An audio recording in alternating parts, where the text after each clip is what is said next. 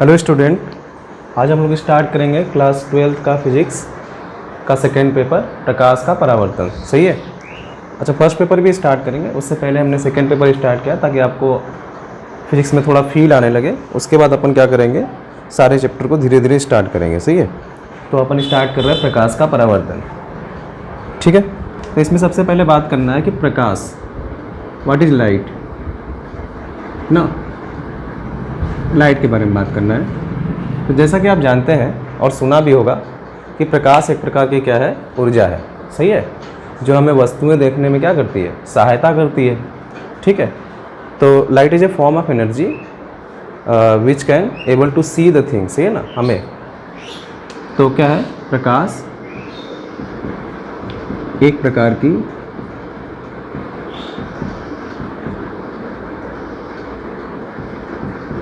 की ऊर्जा है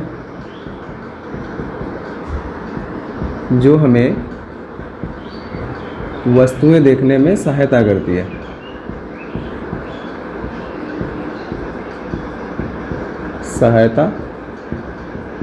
करती है। ठीक है। तो प्रकाश एक प्रकार की ऊर्जा जो हमें वस्तुएं देखने में सहायता करती है। अच्छा, प्रकाश खुद नहीं दिखता। सही है। सिर्फ उससे हमको क्या दिखती है, वस्तुएं दिखती हैं। सही है। अच्छा, प्रकाश, ठीक है ना, प्रकाशिक वस्तु दो प्रकार की होती है। अभी प्रकाशिक वस्तु होती कौन कौन सी है? प्रकाशिक वस्तु में अगर टाइप देखा जाए तो पहला है प्रदीप्त वस्तु। सही है। पहले बात होती है प्रदीप्त वस्तु की। अच्छा, प्रदीप्त वस्तु ऐसे वस्तु होते हैं जिनके पास खुद का प्रकाश होता है। जैसे मान लो ये कोई ऑब्जेक्ट है, इसके पास अगर खुद का प्रकाश है, अपना खुद का प्रकाश है, तो उसका नाम क्या देंगे हम, प्रदीप्त वस्तु। तो ऐसी वस्तुएं जिनके पास अपना खुद का प्रकाश होता है, सही है, उन्हें हम क्या नाम देते हैं, प्रदीप्त वस्तु। सही है। तो ध्यान देना है। तो ऐसी वस्तुएं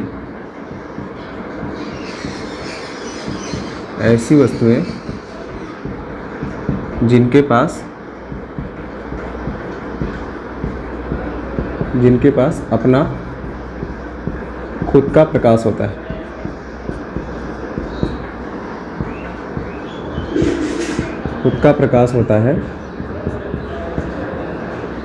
प्रदीप्त वस्तुएं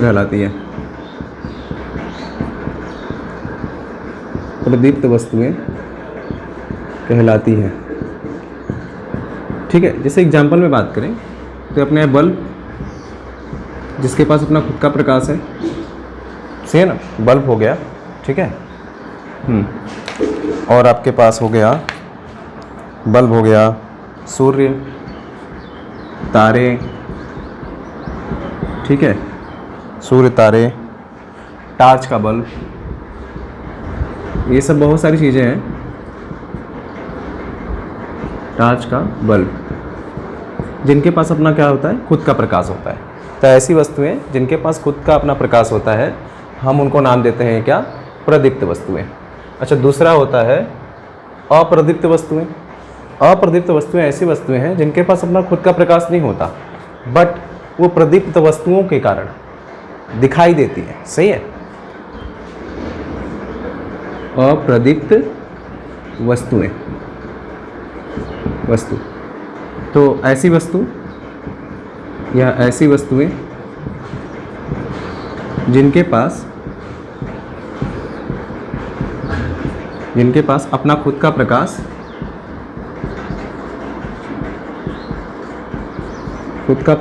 नहीं होता,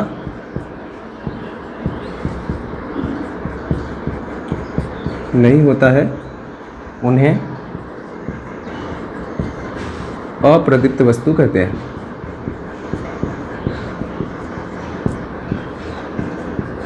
ठीक है। तो हमने ये तो सीख लिया कि जो प्रकाश है वो एक प्रकार की ऊर्जा है जो हमें वस्तु देखने में क्या करता है, सहायता। अब प्रकाशिक वस्तु दो प्रकार का होता है। एक प्रदीप्त वस्तु, जो प्रदीप्त वस्तु कैसा होता है, ऐसी वस्तुएं जिनके पास अपना खुद का क्या होता है, प्रकाश, तो क्या कहलाती है, प्रदीप्त वस्तुएं। जैसे बल्ब, सूर्य, तारे, टार्च। ठीक है ना। अप्रदीप्त वस्तुएं ऐसी वस्तुएं जिनके पास अपना खुद का प्रकाश नहीं होता है, अप्रदीप्त वस्तु कहलाते हैं। अगर इनके एग्जाम्पल की बात करें तो एग्जाम्पल में पहला ही है सबसे बड़ा, चंद्रमा। सही है। पेड़ पौधे, सही है। जैसे ये बोर्ड, इसको आवश्यकता है सूर्य के भगवान के प्रकाश की, है, सूर्य के प्रकाश की आवश्यकता है तभी ये बोर्ड दिख रहा है, ठीक है। तो ये बोर्ड भी हो सकता है, ठीक है। तो अपना वाइट बोर्ड, ये भी क्या है, एक प्रकार का, ठीक है, अप्रदीप्त वस्तु, ठीक है। अब बात करते हैं थोड़ा प्रकाश के गुण के बारे में। तो प्रकाश के गुण को कक्षा 10 में आपने सीख लिया होगा, बट फिर भी थोड़ा थोड़ा आइडिया लगा लेते हैं ना कि क्या होता है प्रकाश का गुण। तो पहला तो सुना ही होगा, प्रकाश एक सीधी रेखा में चलता है, सही है। तो अपन वही लिख लेते हैं, प्रकाश एक सीधी रेखा में चलता है, सही है, चलता है। अच्छा, दूसरा इसका प्रॉपर्टी ये है कि प्रकाश एक प्रकार का क्या है, चुंबकीय, सॉरी हाँ, प्रकार एक प्रकार का इलेक्ट्रोमैग्नेटिक वेव है ना, इलेक्ट्रोमैग्नेटिक वेव। तो प्रकाश एक प्रकार का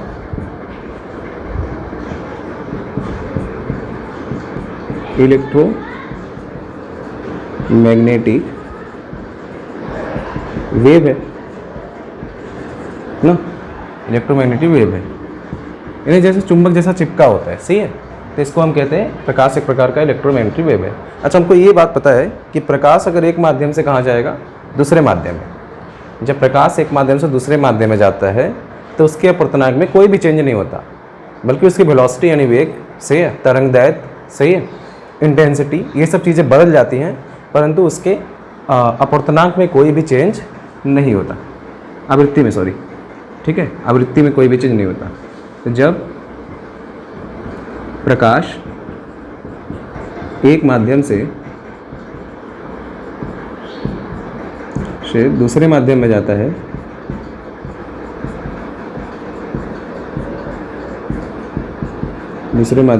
है तो उसके आवृत्ति में कोई भी बदलाव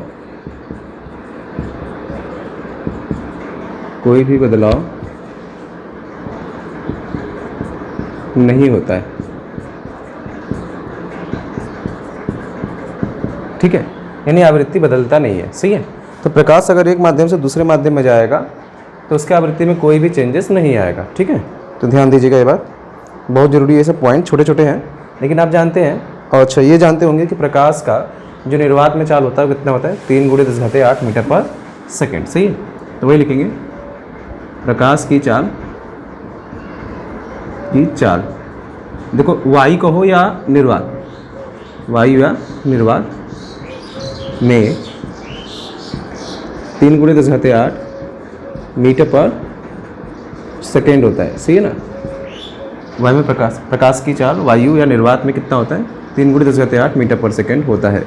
ये सब बेसिक बातें हैं जो आप कक्षा 10 में सीख चुके हैं, ठीक है। अपन इनसे भी अच्छे आगे बढ़ेंगे, सही ना, इससे भी अच्छा तरीका सीखने के लिए, कॉन्सेप्ट सीखने के लिए आगे बढ़ते रहेंगे, ठीक है। तो सीखते हैं आगे कॉन्सेप्ट क्या है, ठीक है। आप कॉपी कर लें, चलो, आई होप आपने कॉपी कर लिया होगा। चलो मिटा देते हैं।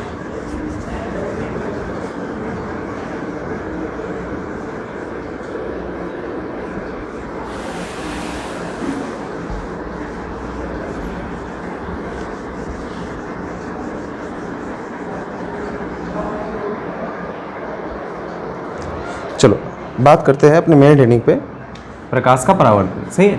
इसके हेडिंग पे बात करते हैं। मेन हेडिंग है प्रकाश का परावर्तन, और यही हमको सीखना है कि इसके साथ हम क्या क्या कर सकते हैं, परावर्तन में होता क्या है एक्चुअली प्रकाश के साथ, तो वही घटनाएं हम पढ़ने वाले हैं, सही है। तो देखो, प्रकाश का परावर्तन क्या होता है कि जैसे मान लो कि कोई तुम्हारा एक चिकना पृष्ठ है, सही है, ठीक है, और सो कॉल्ड इसको हम कहते हैं समतल दर्पण, कभी कभी, सही है, समतल दर्पण जैसी वस्तु या चिकना पृष्ठ, ठीक है ना। तो चिकना सतह, सही है, कभी कभी हम ये कहते हैं।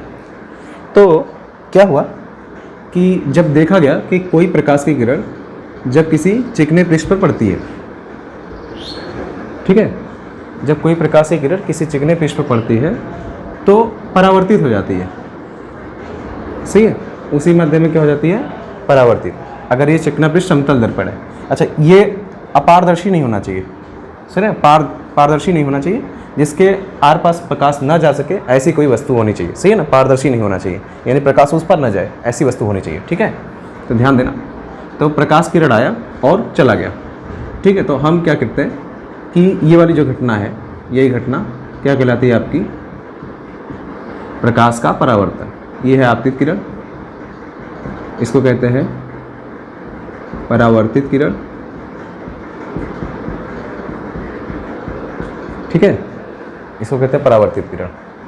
तो एक्चुअली में क्या हुआ कि स्टेटमेंट इसका क्या है, जब प्रकाश किरण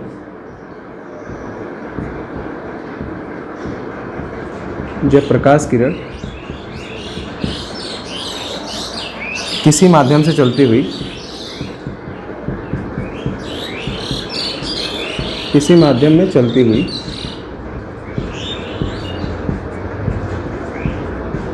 किसी चमकदार तल से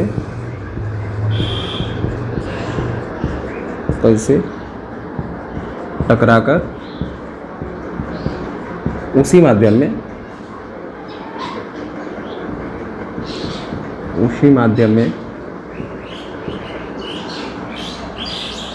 वापस लौट जाती है, तो इस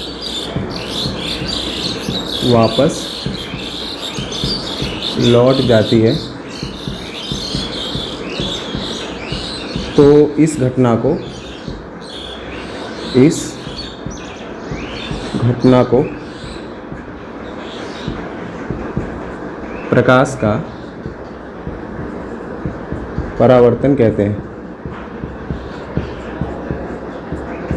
प्रकाश का परावर्तन कहते हैं। सही ना। तो हमने ये सीखा कि जैसे मान लो कि ये हमारा डस्टर है, ठीक है, ये हमारा डस्टर है, इस पर कोई प्रकाश की रे गिरी और इस पे से चला गया, सही। ये चिकना पृष्ठ होना चाहिए जिसके आर पर प्रकाश ना जा सके, ठीक है। तो इससे प्रकाश आया, टकरा के इसी माध्यम में चला गया, तो ये घटना क्या कहलाता है, प्रकाश का परावर्तन कहलाता है। तो जब प्रकाश किसी माध्यम में चलती हुई किसी चमकदार तल से टकराकर उसी माध्यम में वापस लौट जाती है, तो इस घटना को प्रकाश का क्या कहते हैं, परावर्तन कहते हैं, ठीक है, समझे आप, ठीक है। अच्छा, अब मान लो कि यही चीज़ किससे हो रहा हो, समतल दर्पण से हो रहा हो, तो इसको हम कहते हैं नियमित परावर्तन, ठीक है ना, एक प्रकार का ही नियमित परावर्तन है, जानते होंगे आप लोग। नियमित परावर्तन मतलब पृष्ठ एकदम क्या होना चाहिए, एकदम चिकना होना चाहिए। अनियमित परावर्तन के लिए क्या होना चाहिए, थोड़ा सा टेढ़ा मेढ़ा रहता है, तो अनियमित परावर्तन होता है, सही। अब बात करते हैं हम परावर्तन के नियम की। परावर्तन के नियम, अच्छा, लॉज भी आप जानते होंगे। परावर्तन के नियम में पहला है आपका, ठीक है ना, पहला ये है कि आपतित किरण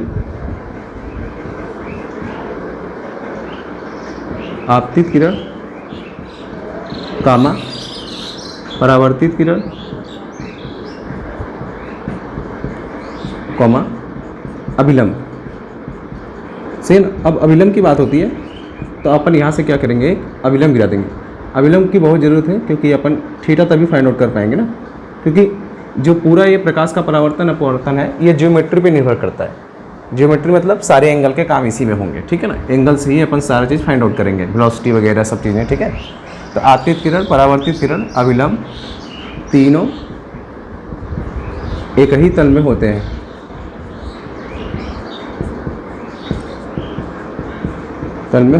ठीक है, ये ध्यान देंगे आप।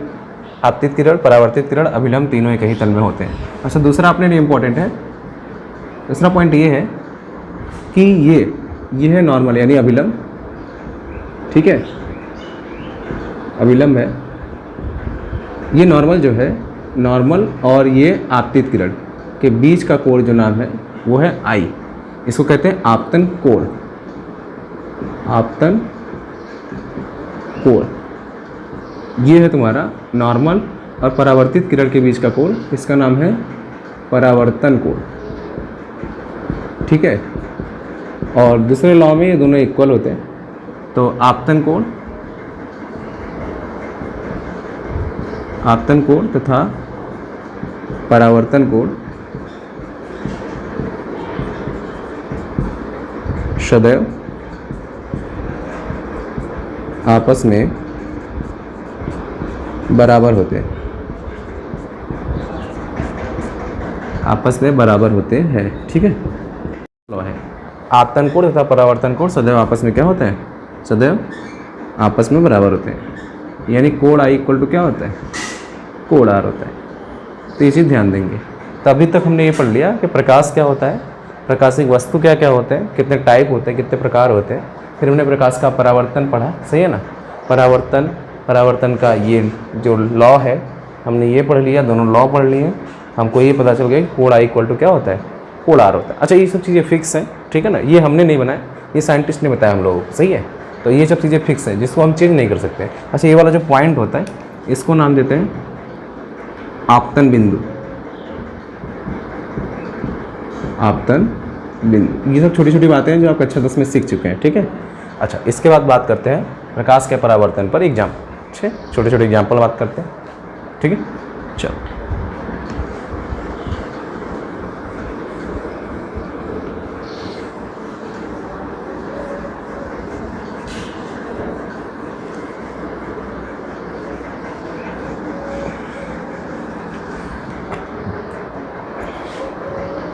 अच्छा अब बात करते हैं एग्जाम्पल की। तो अगर एग्जाम्पल आपको बताएं तो मान लो कि एक ये चिकना पृष्ठ है। देखो, एग्जाम्पल बहुत सारे टाइप हो सकते हैं, सारे टाइप अपन एक बार में देख लेंगे, सही है। मान लो पहला टाइप ये आया कि ये है आपतित किरण, ये है परावर्तित किरण। डायरेक्शन बनाना बहुत ज़रूरी है। यह है अभिलंब और किसी ने अपने को ये दे रखा है कि ये 30 डिग्री है, हमको ये फाइंड आउट करना है आर, सही है। तो गिवन डाटा में गिवन चीज़ हमको क्या है कि कोण आई इक्वल टू कितना है, 30, सही है। और हमको निकालना क्या है कि कोण आर कितना है, सही है। कोण आई इक्वल टू 30 है, कोण आर हमको कितना बताना है, ठीक है। तो हम जानते हैं कि परावर्तन के नियम से जो कोण आई है वो इक्वल होता है कोण आर के। तो कोण आई कितना है, 30 डिग्री। तो कोण आर भी कितना हो जाएगा, 30 डिग्री। ये तो आसान बात है, सही ना। अब थोड़ा डिफिकल्टी लेवल बढ़ाते हैं, सवाल को थोड़ा सा इंटरेस्टिंग बनाते हैं, सही है। थोड़ा सा मैथमेटिक्स भी फॉलो करना पड़ेगा आपको, सही है। तो आप ध्यान देंगे। तो ये पहला एग्जाम्पल है। अच्छा, दूसरे एग्जाम्पल की बात करें, एग्जाम्पल फर्स्ट, दूसरे को थोड़ा डिफिकल्ट बनाते हैं। हमने क्या किया कि मान लो ये तुम्हारा कोई समतल दर्पण है। अब इसमें तुम्हारा कोई प्रकाश आया और टकरा के चला गया, सही है। अच्छा, इस बार ये वाला एंगल दिया है 30 डिग्री और हमको फाइंड आउट करना है कि ये वाला कोण यानी आई कितना होगा और आर कितना होगा। ये अपना नॉर्मल है, ठीक है। तो अभी ज़रा ध्यान से देखो, ये जो चीज़ है गिवन डाटा में अपने पास, गिवन डाटा गिवन क्या क्या है। तो गिवन है अपने पास कि आई निकालना है, आर निकालना है। पहले गिवन है अपने पास, गिवन ये है कि ये आपतित किरण और सरफेस के बीच का कोण कितना है, 30 अंश है। तो अगर हमको ये पता हो, ठीक है ना, कि 90 माइनस आई, गिवन क्या, अभी डायरेक्ट सॉल्यूशन ही करते हैं। अच्छा, एक बात बताओ कि ये जो नॉर्मल है, ये इससे कितना एंगल बनाएगा, 90 डिग्री। ये पूरा 90 डिग्री होगा। देखो ध्यान से, ये जो चीज़ है, ये इतना पार्ट हमने काट लिया, ये नॉर्मल है। ये पूरा कितना बनाएगा, 90 डिग्री। और बीच से इसे एक निकला हुआ है जिसमें ये 30 डिग्री है और ये कितना है, आई है। तो हमको ये पता चल गया कि चूँकि कोण आई और प्लस 30 मिलकर कितना हो रहा है, 90 डिग्री हो रहा है। तो कोण आई कितना हो जाएगा, 90 माइनस 30, यानी कोण आई हो जाएगा 60 डिग्री। और जब कोण आई 60 डिग्री हो जाएगा तो हमको बताएंगे परावर्तन के नियम से, तब परावर्तन के नियम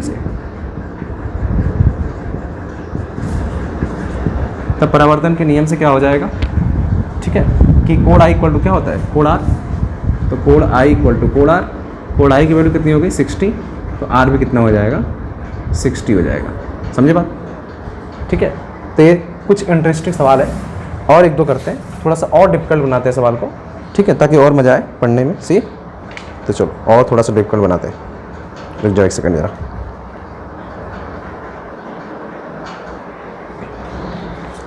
सही, इसको इरेज कर देते हैं, मिटा देते हैं अपन।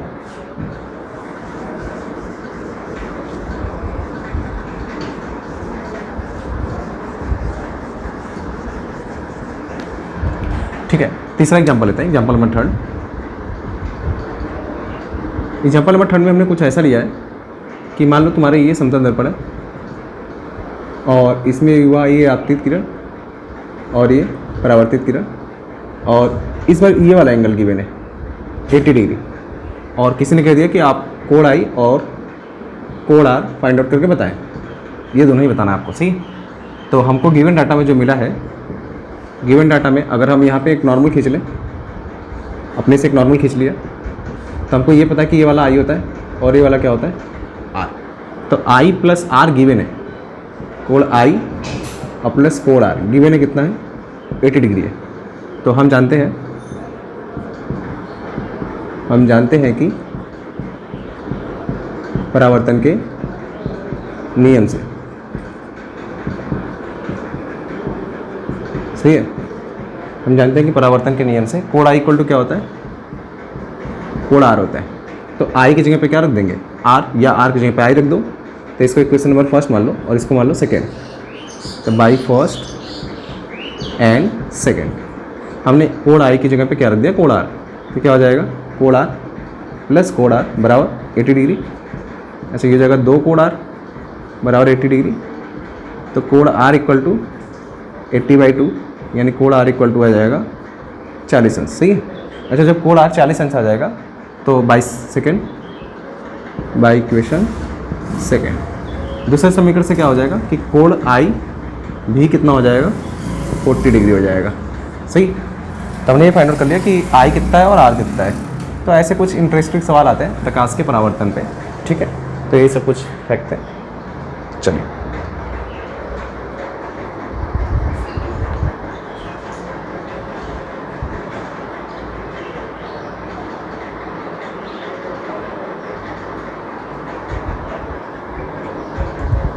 चलिए आगे बात करते हैं। ये हो गया आपका प्रकाश का परावर्तन, सही है। अब सबसे बात करनी है हमको प्रतिबिंब की। तो ये सब तो क्या है कि कक्षा 10 के टॉपिक हैं, ये सब बहुत छोटे हैं। हमको जो चीज़ सीखनी है वो प्रतिबिंब से स्टार्ट होती है बहुत अच्छे से। परावर्तन का नियम ऑब्वियस अच्छा है, बट ये सब जानते हैं ना, हमको स्टार्ट करना है थोड़ा सा अच्छा, जो चीज़ें हम सीख सकें, क्योंकि हम 12th में हैं तो अच्छी चीज़ें सीखनी पड़ेंगी थोड़ी। तो वही चीज़ें सीखेंगे। सबसे पहले बात करेंगे प्रतिबिंब की। प्रतिबिंब, और इसमें बात करते हैं हम, प्रतिबिंब का मतलब है इमेज। तो किसी चीज़ का इमेज कब बनता है वही बात करनी है अपने को, सही। क्योंकि इमेज सबसे मोस्ट है। डेली लाइफ में अपन क्या करते हैं, फ़ोटो खींचते हैं, ये सब चीज़ें, ये तो इमेज ही है। तो उन्हीं के बारे में बात करना है अपने को। तो इमेज क्या होता है कि जब दो प्रकाश की किरणें, किसी वस्तु से दो प्रकाश की किरणें यूज करनी है ऑलवेज हमको। तो जब किसी वस्तु से दो प्रकाश की किरणें आपतित होती कहीं पे, तो अपवर्तन या परावर्तन के पश्चात अगर वो कहीं पे काटती हैं तो वहीं पे वस्तु का क्या बनता है, इमेज बनता है, ठीक है।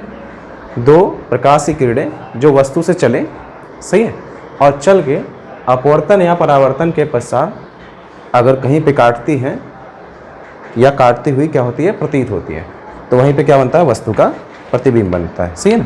तो कहने का मतलब ये है, चलो लिख लेते हैं मतलब क्या है इनका, ठीक है। तो बहुत जरूरी मतलब भी लिखना।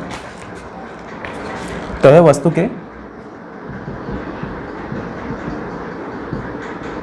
के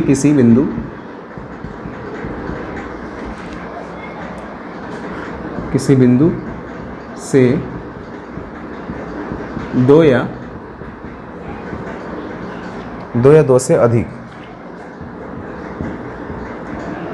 दो या दो से अधिक प्रकाश की किरण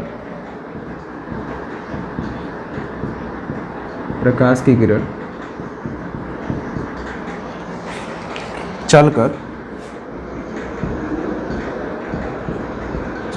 अपवर्तन या परावर्तन के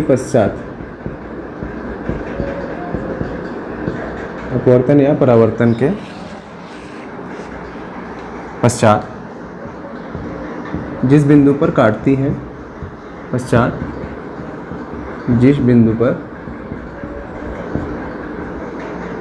काटती है या काटती हुई प्रतीत होती है, काटती हुई प्रतीत होती है। सही, वहीं पे उस बिंदु को पहले बिंदु का प्रतिबिंब कहते हैं।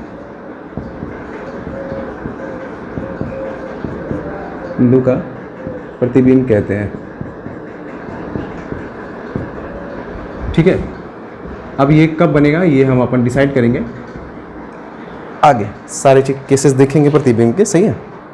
अच्छा, अब प्रतिबिंब दो टाइप का होता है। पहला तो है वास्तविक प्रतिबिंब, वास्तविक प्रतिबिंब यानी रियल इमेजेस।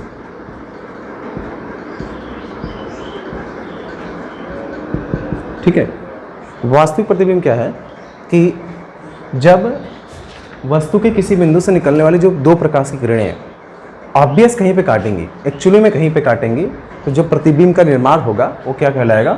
वास्तविक प्रतिबिंब कहलाएगा। सही, तो कहीं पे चलने वाली प्रकाश की किरणें अपवर्तन के या परावर्तन के पश्चात कहीं पे एक्चुअली में काटेंगी, तो वहाँ पे किसका निर्माण होगा? वास्तविक प्रतिबिंब का निर्माण होगा। ठीक है, ध्यान देना है आपको। ठीक है, यदि किसी वस्तु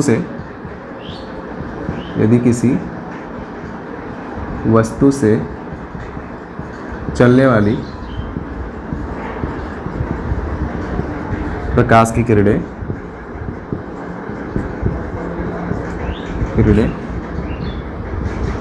अपवर्तन या परावर्तन के पश्चात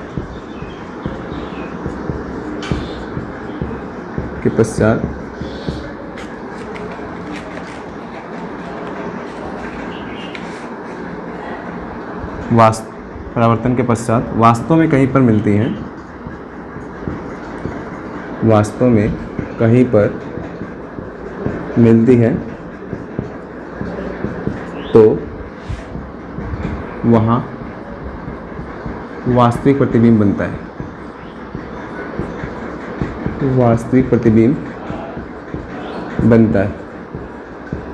ठीक है जी, तो कहीं पे एक्चुअली में काटेंगी तो वास्तविक प्रतिबिंब बनेगा। अच्छा, जो सिनेमा हॉल्स में लगे हैं, जो स्क्रीन्स लगे हैं, वो क्या है? वास्तविक प्रतिबिंब। अच्छा, इसका स्टार पॉइंट ये है कि जो वास्तविक प्रतिबिंब है ना, वास्तविक प्रतिबिंब, इसका फोटो भी लिया जा सकता है, इसका फोटो लिया जा सकता है तथा इसे पर्दे पर ले सकते हैं, तथा इसको पर्दे पर भी प्राप्त किया जा सकता है, तथा इसको पर्दे पर भी प्राप्त किया जा सकता है ना, प्राप्त किया जा सकता है। ठीक है, ध्यान देना। ऐसे इसका फोटो भी ले सकते हैं, इसको पर्दे पे प्राप्त कर सकते हैं। तो वास्तविक प्रतिबिंब का मतलब है, जैसे मान लो सिनेमा हॉल्स के टीवीज़, अपने घर के टीवीज़ हैं जो, सही है, या सिनेमा हॉल्स में जो पर्दा लगा है जिस पे हम मूवी वगैरह देखते हैं, ठीक है, उस पर एक्चुअली में जो इमेज आता है, पिक्चर का जो भी चीज़ बनता है एक्चुअली में, वो क्या होता है? एक्चुअली में वास्तविक प्रतिबिंब होता है। सही। अच्छा, अगर बात करें आभासी प्रतिबिंब की, आभासी प्रतिबिंब, ठीक है, यानी वर्चुअल इमेज। अगर बात करें आभासी प्रतिबिंब यानी वर्चुअल इमेज की, तो वर्चुअल इमेज क्या होता है कि इसका फोटो तो ले सकते हैं, बट इसको स्क्रीन पे नहीं, मतलब किसी पर्दे पे नहीं प्राप्त कर सकते। सही है। आभासी प्रतिबिंब जस्ट उल्टा होता है इसका, वास्तव में नहीं मिलता, दिखता है बट मिलता नहीं है ना, मिलता हुआ प्रतीत होता है बस। ठीक है, जैसे अपना समतल दर्पण है एग्जाम्पल के फॉर्म में, समतल दर्पण में जो हम लोगों का प्रतिबिंब बनता है वो एक्चुअली में क्या है? आभासी है। ठीक है, अगर हम उसको चाहें कि पर्दे पे प्राप्त कर ले तो पर्दे पे नहीं प्राप्त होगा। ठीक है, तो इसका एग्जाम्पल है, आप समझ ही गए होंगे, तो लिखने की आवश्यकता नहीं। इसका एग्जाम्पल क्या है? समतल दर्पण। समतल दर्पण में बनने वाला प्रतिबिंब, बनने वाला प्रतिबिंब। ठीक है, तो आप समझ रहे हैं कि प्रतिबिंब क्या होता है। अच्छा, प्रतिबिंब क्या होता है इसके बारे में जानकारी और अच्छे से भी प्राप्त करेंगे जब अपन क्या करेंगे, अवतल दर्पण द्वारा प्रतिबिंब बनना, ये सब चीज़ें करेंगे तो वहाँ पे अच्छे से जानकारी प्राप्त करेंगे कि कौन सी चीज़ें कितनी हैं। ठीक है। अच्छा, अब ध्यान देंगे आप। सही है। अब बात करते हैं कि मिरर, जो इस चैप्टर का मेन चीज़ है वो है मिरर। तो मिरर के बारे में हमको क्या करना है, बात करना है। सही, चलो आ जाओ मिरर के बारे में बात करते हैं।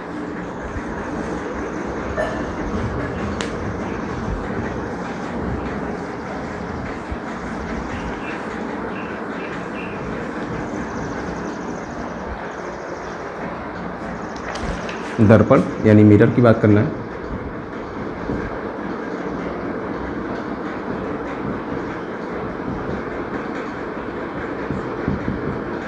अब जो दर्पण होता है वो कांच का क्या होता है, एक पार्ट। सही है, कांच का एक पार्ट है जिसके एक तरफ क्या करो ना, पेंट कर दो, आराम से पेंट कर दो। पारा का हो सकता है या चांदी का हो सकता है, उसके तरफ एक तरफ पार्ट है। तो जो चीज़ हमको मिलेगा वो दर्पण कहलाएगा। सही है। तो कोई भी ग्लास है, कोई भी ग्लास नॉर्मल सा, जैसे मान लो कि ये ग्लास है, हाइपोथेटिकली एक बना रहा हूँ डायग्राम, समझो कि मान लो एक ग्लास है, इसके एक तरफ पीछे वाले पृष्ठ पे हमने क्या किया, इसको पहले तो पॉलिश कर दिया, अच्छा सा चांदी का पॉलिश मार दिया, और फिर लाल अक्साइड का क्या मार दिया, पेंट। तो इसका जो आगे वाला पृष्ठ है वो क्या करेगा, प्रकाश को क्या करेगा, परावर्तित करेगा। ऑब्वियस सी बात है। सही है। तो ऐसे ही कॉम्बिनेशन को हम नाम क्या देते हैं, दर्पण। ठीक है। तो अब दर्पण भी कितने प्रकार के होते हैं, 2 प्रकार के, आपको पता ही होगा। सही ना, दर्पण 2 प्रकार के होते हैं। डिफिनेशन से ज़्यादा लेना देना नहीं अपने को। दर्पण 2 प्रकार के, पहला है आपका समतल दर्पण, जिसके बारे में हम बहुत जानकारी प्राप्त करेंगे, समतल दर्पण का होता है। फिर दूसरा है गोली दर्पण। ठीक है। अच्छा, समतल दर्पण क्या होता है, ये कांच का ही पार्ट होगा। सही है ना, कांच का ही पार्ट होगा जिसके एक तरफ क्या कर देंगे अपन, समतल प्लेट होनी चाहिए। समतल मतलब वर्ग जैसा हो, आयत जैसा हो। ठीक है। तो एक अगर हम किसी प्लेट को ले लें जो वर्ग जैसा हो या आयत जैसा हो, उसके एक तरफ को हम क्या करें, कलई कर दें, पेंट कर दें। ठीक है जी। और दूसरा तरफ जो हो प्रकाश का क्या करे, परावर्तन करे। दूसरा पृष्ठ जो हो प्रकाश का परावर्तन करे। तो ऐसे चीज़ों को नाम हम क्या देते हैं, समतल दर्पण। सही। अच्छा, गोली दर्पण क्या होता है, गोली दर्पण में जो कांच का खोखला गोला लेंगे, क्या लेंगे, कांच का खोखला गोला। अब इसमें 2 केसेस होते हैं। सही। अब कांच का खोखला गोला तो ले लिया, ये कांच का खोखला गोला होता है, खोखला गोला। ठीक है। अब इसमें भी 2 केसेस हैं। एक तो पहला है अवतल दर्पण। इसके बाद इन सब के बारे में जानकारी निकालेंगे अच्छे से, पहले मेथड समझते हैं कि क्या हो रहा है एक्चुअली में। तो अवतल दर्पण है, अवतल दर्पण में एक्चुअली में क्या होता है कि जब, सही है, जब कांच के खोखले गोले के उभरे हुए पृष्ठ पर कलई किया गया हो, कलई किया गया हो तथा दबा हुआ भाग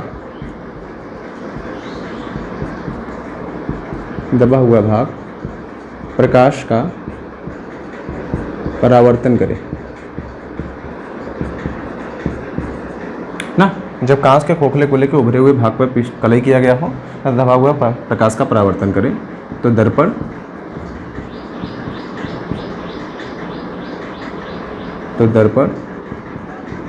अवतल दर्पण कहलाता है। अवतल दर्पण कहलाता है। सही।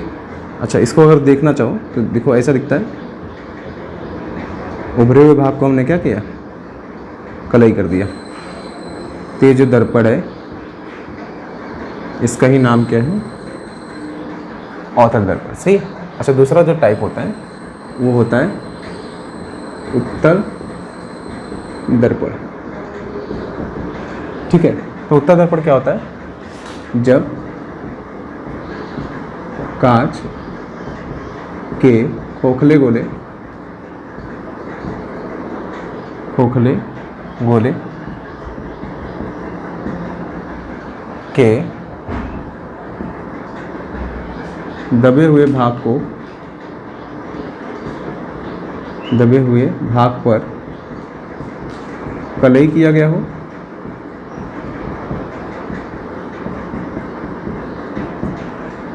तथा उभरा हुआ भाग प्रकाश का परावर्तन करे, प्रकाश का परावर्तन करे। ठीक है, तो इसका नाम क्या हो जाएगा? उत्तल दर्पण। तो ये कुछ ऐसा होता है, दबे हुए भाग को हम क्या करेंगे? कलई कर देंगे। सही है, थोड़ा अच्छा बना लेते हैं क्योंकि